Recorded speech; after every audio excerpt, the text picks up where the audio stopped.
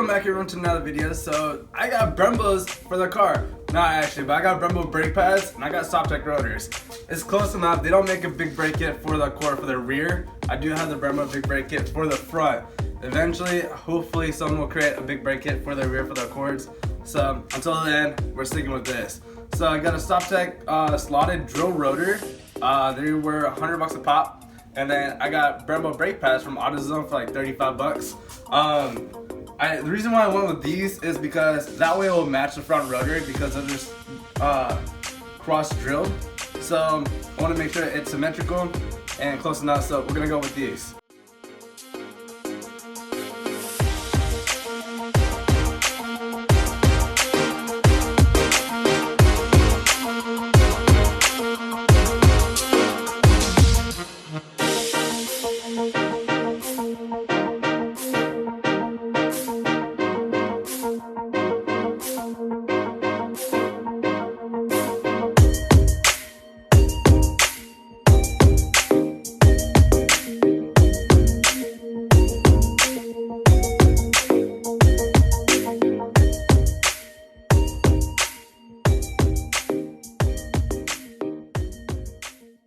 So once we got all the wheels off, make sure you either have WD-40 or preferably PB Blaster. Basically, it is almost 30 degrees out here in Dallas, Texas.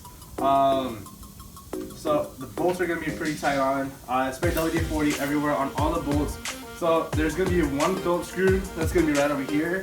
Then you're gonna have two bolts gonna be holding the actual caliper. Then you're gonna have two more bolts holding the caliper bracket, and then which would give us access to the pads and then access to the rotor. So I'm lubricating all the bolts with WD-40 since I don't have PB Blaster on me at the moment, and then we're gonna let it soak and then we're gonna go at it. Okay, so in a lot of times when the bolt's pretty hard to get out, the head may just strip. What we ended up having to do is as you guys can see, I had to remove what I had to drill into it with the actual drill gun, and to actually keep drilling until the head comes off, and then after that point we'll just remove that. That way the rotor will come off right off. And again, it's not necessary to have that screw. It's just a safety screw, meaning it just keeps the rotor in place while when you're doing the brake itself, so it's not moving around. So next is to remove the caliper. The way to do that, there's two bolts holding it in here. It is a 12mm. Basically, you're going to be turning it towards the front of the car since you're doing the road brakes. And I already got that loosened up. So when you're removing the actual bolts, make sure you know which one's top and the bottom, so that way you're going to put it back in the same exact order. So top and then bottom.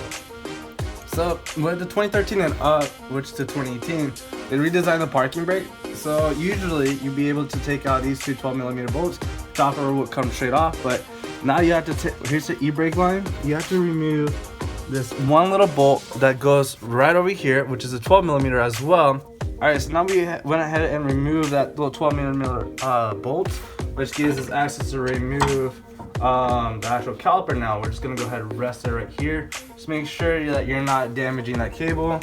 And then we're going ahead and remove the brake pads. As you guys can see, it is almost weared out. With every new rotor, just make sure you get some brake cleaner and to clean all of this off. It just cleans any of the contaminated coating that's on the actual rotor.